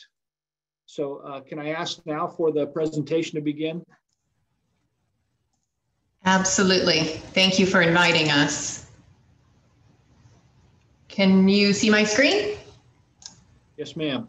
Excellent. Let me get it. There we go. So I know all of you have received, my name is Lena Hackett, and I am the coordinator of the Marion County Reentry Coalition. And I know that you have all received this presentation, so there are pieces of it that I'm going to breeze through pretty quickly because I want to make sure we have time to get to Rhiannon, who will be able to talk a little bit about how this work hits the ground in Marion County. So just as a little bit of background, the Marion County Reentry Coalition started in 2009. It was a collaboration between then Governor Daniels and then Mayor Peterson, and its focus was then and continues to be on addressing the issue of reentry and trying to make sure that folks are successful. We serve as the Reentry Task Force for Marion County and actually have been identified as a promising practice by the Department of Justice. Because we are results focused, we have a results statement that guides everything, all of the work that the coalition does. All adults in Marion County involved in the justice system are successfully integrated into the community. And as the group implements strategies, it is always towards achieving this result. And 18 months ago, the coalition also took on the priority focus of disproportionate impact across the system for people of color. I know you probably can't read all of these names, but these are all active members of the Marion County Reentry Coalition. You'll see it goes from federal to state to nonprofit to local. I did, while hearing the presentation about local JRACs, went ahead and highlighted the members of the coalition that were also listed in that document so that you can see that this is something in Marion County that has been integrated for a while. Just as an example of all of the federal grants that have come to Marion County, and we have a collaborative effort that for all of these federal grants, the MCRC is the Reentry Task Force, which allows us to coordinate and leverage those activities and those strategies across systems. I really wanted to get to the data piece. The Marion County Reentry Coalition does everything we do is driven by data, and we've spent 11 years trying to get good data across the system, and we're getting closer. But our two overwhelming indicators of success are the rate of folks who return to the Department of Corrections, who were arrested on a new charge. And so you can see where we started. We did a baseline from 2007 up to 2019. We look at this and we get this data every 6 months from the Department of Corrections. As you can see, we've been doing fairly well in the decrease of 12-month and fairly well in the 6-month. This gap is where our data system was changed and we lost data. Where we are, you can see this is so folks who returned to DOC, so folks who not only were rearrested but also returned to the Department of Corrections. the interesting thing here is for the 12-month, while we were having some great success, we rebounded up in 2016, which correlates with some state legislation that drove more people to stay longer at DOC, and are now just getting back to where we were when we started. We do look at our data by race and by type. So this graph here is the blue shows folks that were an outright arrest. So they returned because they committed a new crime. And the orange is people who returned for an other. And the classification of other could be technical rule violation, warrant. But important to know here is that they're returning not because they committed a new crime. And it is across the board, the largest reason that people are returning. And this is for the Marion County Jail. So we have data both for the Department of Corrections and locally for the jail. We are working with the Marion County Jail to be able to pull apart what other means so that we could talk more about technical rule violations and warrants. These next two are new charts for us, and they are really related to the disproportionality by race. While it would appear that Black people and white people are returning at about the same rate, which is true and is true here. If we look at the disproportionality, while the rate is aligned, we're still 706 Black people, 437 white people. So while the rates are the same, the numbers clearly demonstrate the disproportionate impact. And then we just wanted to acknowledge that we do know that we're having fewer and fewer folks return to Marion County. Again, 1006 impacted, but when we started, we were at a little over 5,300 returning to Marion County, and we're down to about 2,400 now. And then finally, we also track electronic monitoring. In Marion County, we have had in the past an issue with pretrial electronic monitoring, so people being on electronic monitoring who had yet to be convicted. As of January 1st, these folks who are at community corrections will be transferring into probation's pretrial program. And so we expect this number certainly to come out of community corrections, and then hope that the electronic monitoring for people on pretrial will also decrease. But as you can see, we have very high numbers in Marion County of folks on electronic monitoring. The next few slides are all about the pretrial services, and I'm going to kind of go quickly to the So what we're seeing is our pretrial services data is that almost 93% of the folks complete that supervision with no new offenses. So pretrial services are robust in Marion County and working well, and a huge shout out to Christine Curl, the Chief of Probation, for her commitment to this work. We are also a site that has the Bail Project here locally. So the Bail Project provides bail for people who are at the Marion County Jail, typically who have a bail of less than $5,000. They have been here since it will be 2 years, and it will be a year in November. They've posted bail for 566 clients. Notice that the majority of those clients are still Black, between the ages of 26 and 40 years old. So we are showing a disproportionate impact of people of color who are remaining incarcerated because they cannot pay their bail. The Bail Project collects really great data that we've not been able to find anywhere else across the system, and demonstrates exactly what we're all seeing as reentry providers, that stable housing upon release is the #1 issue that we are encountering as a problem. It used to be employment. It is no longer employment. Housing is the thing that we can't find. And so an example is that then this data drives the strategies that the Marion County Reentry Coalition are focused on now. And then finally, we see from the Bail Project, their average bail posted is just over $2,100, but it takes them 24 days of having a client in jail before they're able to get the information and get them released. So we're working with them on getting that number decreased. They have 95% of their clients make their court appearances.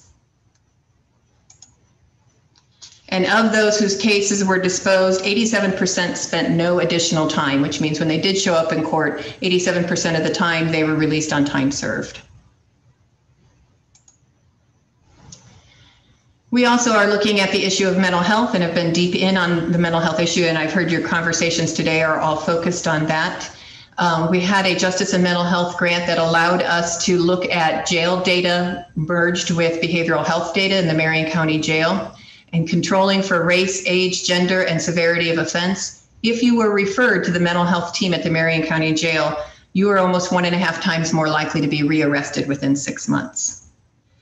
And if you were referred to the mental health services in the jail, again, controlling for race, age, gender, and severity of offense, you were going to stay 34 days longer.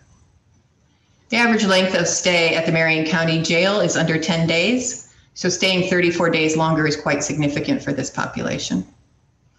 So mental health has more effect on rearrest than race, gender, age, and even severity of offense, which is just, again, a focus then for the Marion County Reentry Coalition to really look at where behavioral health services can be started earlier, started pre-arrest, and is really the core of the Assessment Intervention Center in Marion County.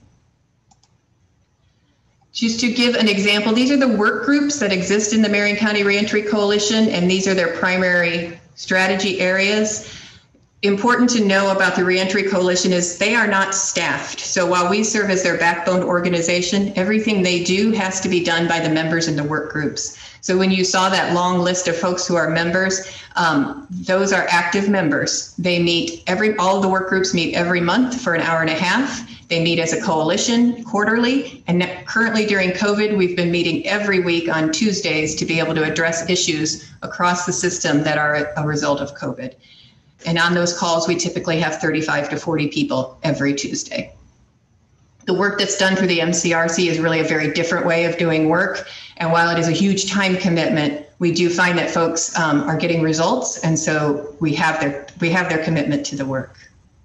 I'm now going to shift this over to Rhiannon Edwards, and Rhiannon runs Public Advocates in Community Reentry. She has been a founding member of the MCRC. And I might want to note that Mary Kay Hudson was also an initial member of the MCRC through Governor Daniels. Rhiannon, do you want to talk about how this all happens on the ground? Definitely. Thank you so much, Lena, and thank you everyone for allowing us to come in and talk to you today. I wanted to first start by saying, when Lena showed the screen with all the agencies, what makes us very unique and what makes what we do effective is the fact that we have governmental agencies and community agencies together. So we're able to give perspectives of both to be able to figure out how to make reentry effective as a system and not just siloed. So really quick, I want to just give, for those of you that may not know who we are, PACE stands for Public Advocates in Community Reentry. We were founded in 1960, so this is our 60th birthday this year. We're a nonprofit located in Marion County, and we only serve people with felony convictions. Our physical office is located in the Martindale-Brightwood community. And if you're not familiar, that's one of the high crime, high return from DOC communities for Marion County. Okay, Lena, and we're small, that's also on there. So just a bit of our demographics from 2019. On average, we serve, between 3,000 and 4,000 people. As you can see, last year we served 3,679.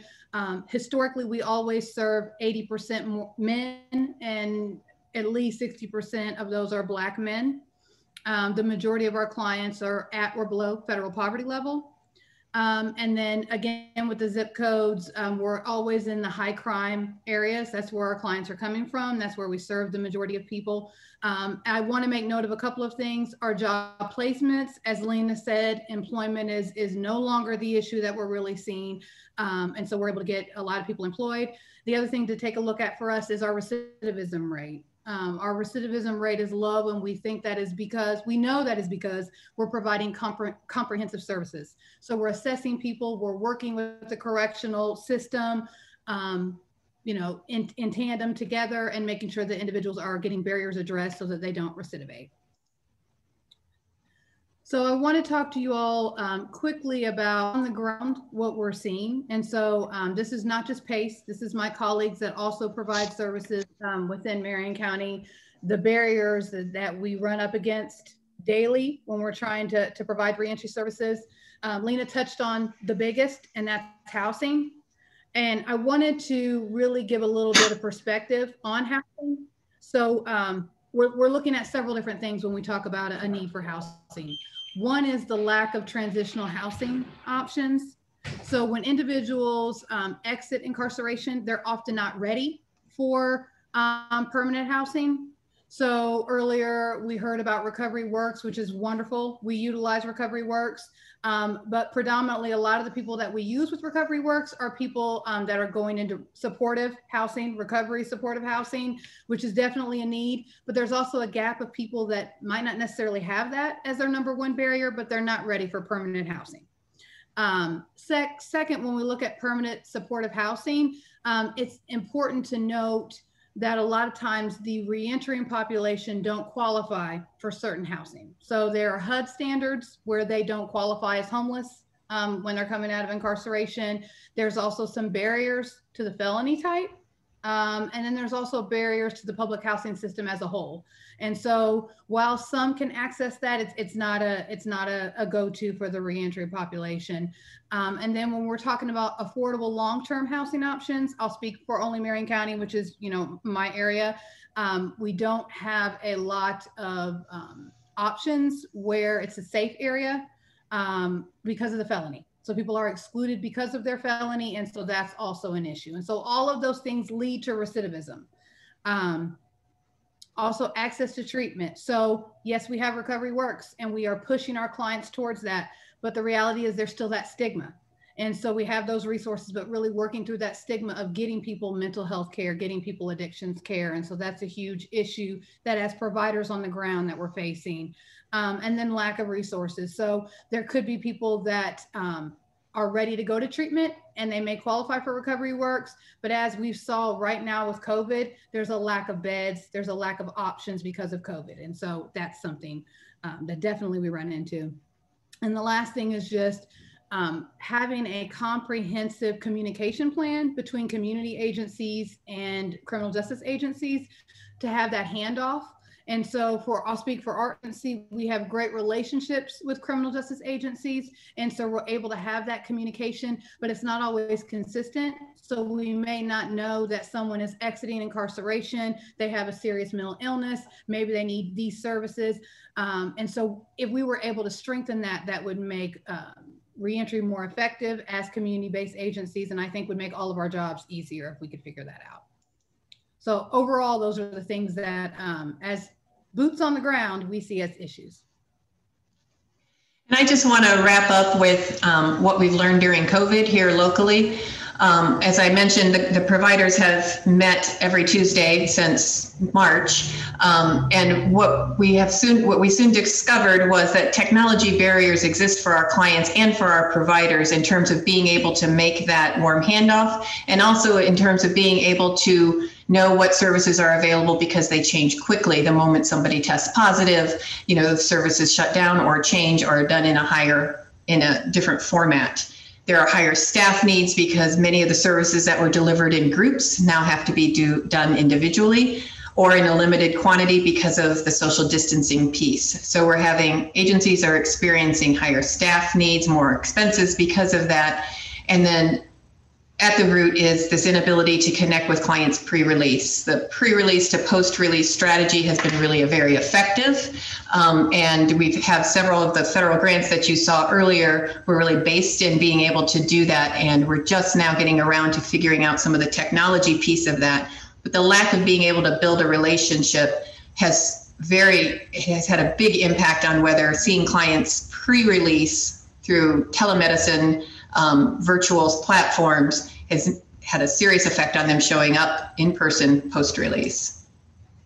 And then, the client capacity to be in the virtual world is really limited. There are technology barriers in that clients don't have access to technology or they don't have access to the internet. So when they're released, they don't have access, or they actually have no ability because when they were pre-release, if they were incarcerated for 5 years, 7 years, 10 years, just their comfort with technology has a very strong impact on their interest in using it.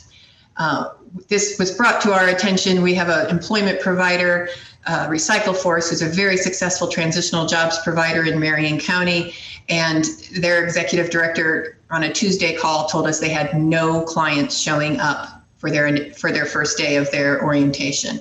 And typically Recycle Force has a couple months wait. So that was our first sign that there was a real disconnect, and tracked it back to technology, that clients were having a terrible time going from getting a list of resources to showing up somewhere. And so that really, that warm handoff has had a significant impact.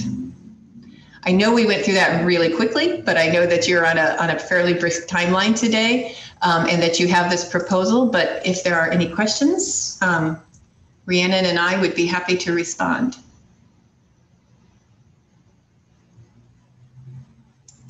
Well, are there any questions for Lena and Rhiannon?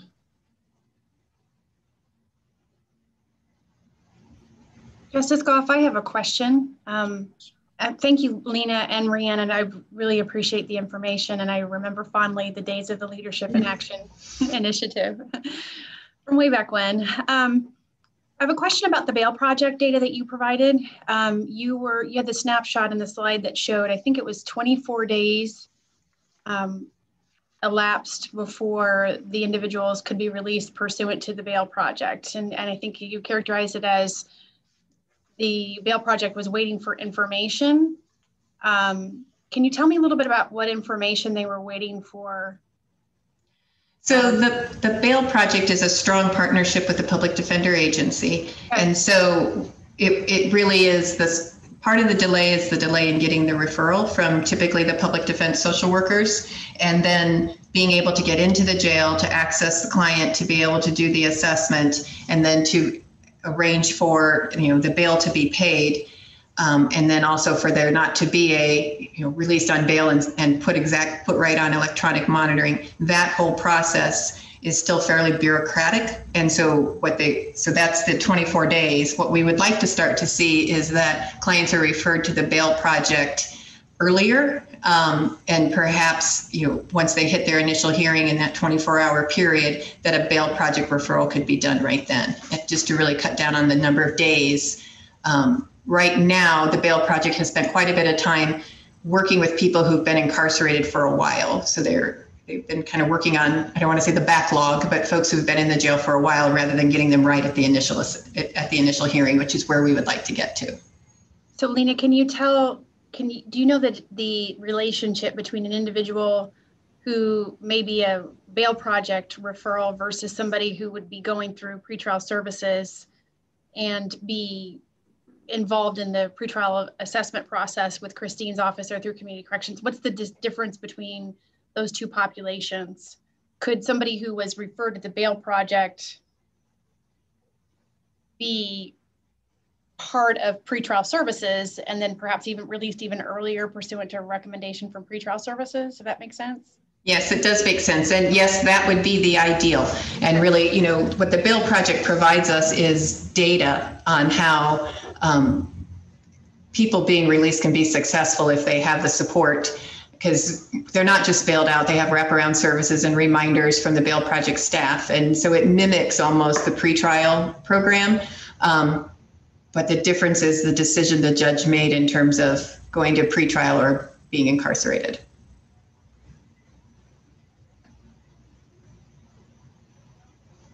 Are there any other questions?